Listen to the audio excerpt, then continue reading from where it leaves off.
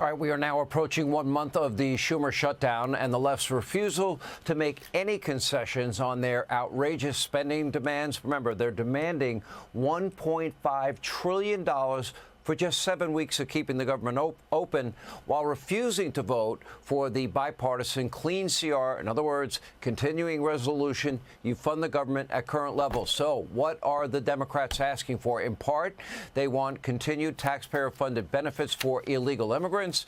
The deputy HHS director, Jim O'Neill, pointed out some of the more egregious examples in a series of posts that he put on X. One illegal from Guatemala convicted of sex offenses has received over $7,800 in health care through Medicaid.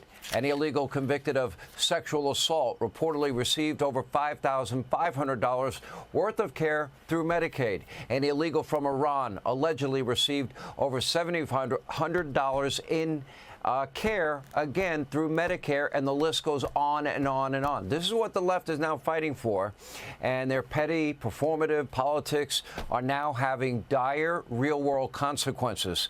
Now, according to a new report, air traffic control staffing problems spiked over the weekend, causing more alarm over growing disruption. And as the shutdown now continues, 42 million Americans at the end of this month, in a few days, will have no source of aid at all, as the Trump administration has put out a dire warning that they will be losing food stamps, as the USDA says SNAP funds will run out of funding beginning this Saturday. But the pressure on Democrats is ramping up. The American Federation of Government Employees, that is the largest federal workers union, they are now calling for an end to the shutdown. They are demanding Democrats support the Republican continuing resolution and reopening the government. So will Democrats do the right thing? Will they vote to reopen based on their recent comments? I wouldn't bet on it. This is what was said last week. House Minority Whip Catherine Clark actually said, well, yeah, we know it's going to cause pain, but we need the leverage. Take a look. No responsibility on the Democrats, or at least you don't think that the public will perceive that the Democrats are responsible. Shutdowns are terrible, and of course there will be, families that are going to suffer. We take that responsibility very seriously, but it is one of the few leverage times we have. Families will suffer, but we need the leverage. Here with reaction, Senate Majority Leader John Thune is with us. Your reaction to that? Families will suffer, but we want political leverage. Yeah, Sean, sometimes they say the quiet part out loud, and that's what you heard.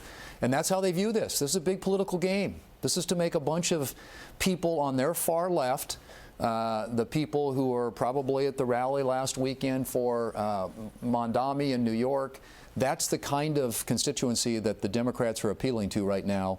And unfortunately, the millions of Americans are going to get impacted by this. There are already millions of Americans who aren't getting paychecks who work for the federal government. But as you pointed out in your lead-in, you got 40-some million people who depend upon food assistance. That runs out at the end of the week.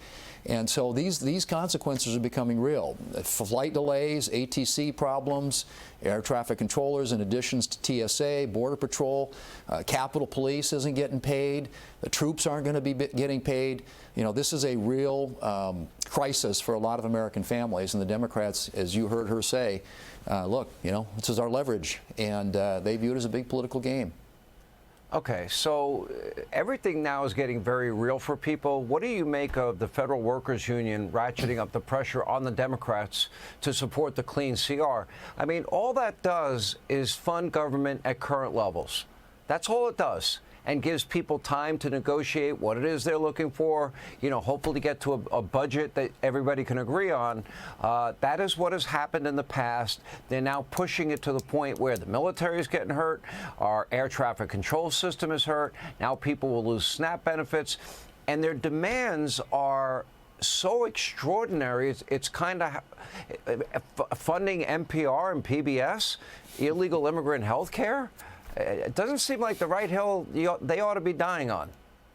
I couldn't agree more, and I think that The Federal Employees Union, which you referenced now, has come out in support of the clean continuing resolution sent over here to the Senate by the House, which is awaiting action, by the way, in the Senate. All we have to do is pick it up. Five more Democrats vote for it.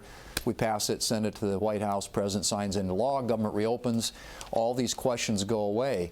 But they, and frankly, I mean, even last week, so we continue to vote on the continuing resolution that would open up the government, but even last week, we had a vote on a Ron Johnson bill on the floor of the Senate that simply would have paid people who are working, all federal employees who are currently working, their number who are furloughed, they will get back pay. This would pay the people who are working. So think military and Capitol Police and, like I said, Border Patrol, all these different folks who are actually doing the job right now, not getting paid. Democrats block voted against it. This is, I mean, this is an indefensible position for them, and at some point I'm hoping enough of them come to their senses to give us the 5 votes that we need to actually get the government reopened again. But they are playing a game, and these demands that they have, the $1.5 trillion in new spending, the free health care for non-citizens, the list of things goes on and on. It's just not serious. It's not realistic, and they know it. And all we're simply trying to do is fund the government at last year's levels and keep it open until we can get the appropriations process going. It's a very straightforward, you know, obviously uncomplicated position that we put out there. I think the American people are starting to get it, and I think the employers, the Government Employees Union is maybe a big indication of that.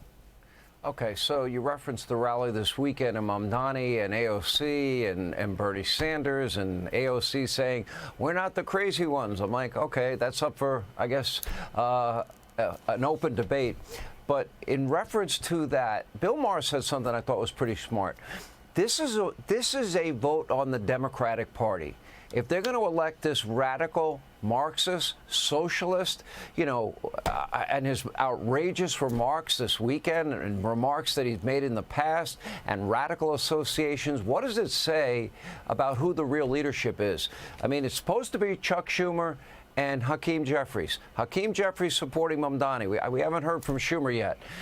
You have any productive conversations with Schumer or any other Democrats besides Fetterman? I think there are some other Democrats, Sean, and there are back-channel conversations going on, but they're rank-and-file Democrats. They're not the Democrat leadership because they're in a box. I mean, at some point, Schumer's probably going to have to do what Jeffries did over the weekend, and that is endorse Mamdani. But if you think about where their party has gone, first off, their 2 leaders are from New York.